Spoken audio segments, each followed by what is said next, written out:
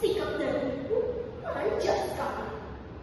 Segala permintaannya harus dituruti tanpa mempedulikan keadaan ibunya yang miskin.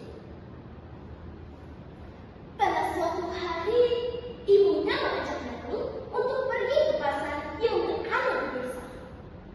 Dan Nani pun mengiyakan ajakan ibunya.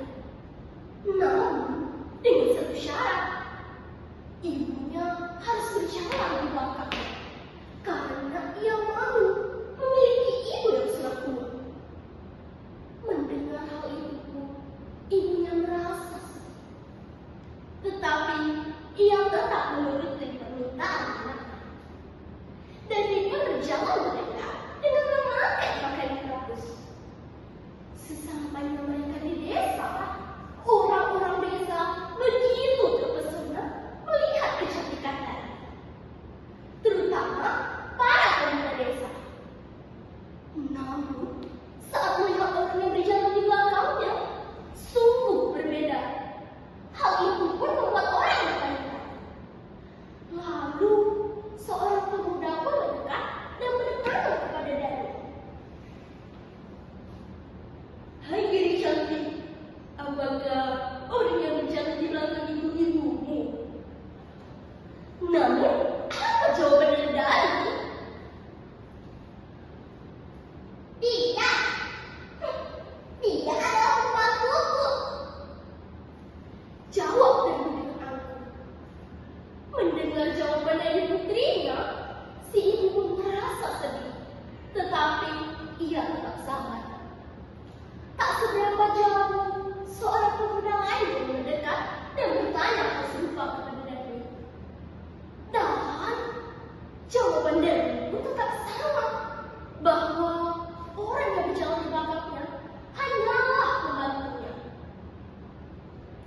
Begitulah jawaban Nani ketika orang-orang mulai menanyakan perihal ibunya. Selalu jawabannya bahwa ibunya hanyalah pembantunya.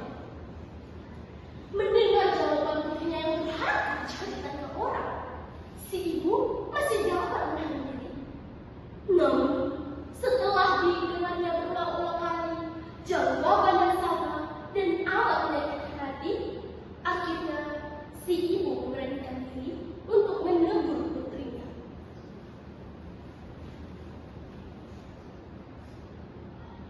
Dan bagaimana bisa kau terus mengatakan kepada orang-orang bahwa aku hanyalah pembantumu? Dan ibu menjawab, Bu, aku harus menjawab seperti itu karena aku malu memiliki ibu yang sudah tua. Lihatlah pakaian yang digunakan, sangat tegak lusuh. Aku tuh malu, Bu. Ibunya pun terkejut mendengar jawaban dari putrinya. Dengan perasaan kecewa dan sedih, sambil menangis, ia pun berdoa kepada Tuhan. Ya Tuhan, anak kandung hamba itu teganya memperlakukan hamba sedemikian rupa. Hukumlah dia, hukumlah anak durhaka ini.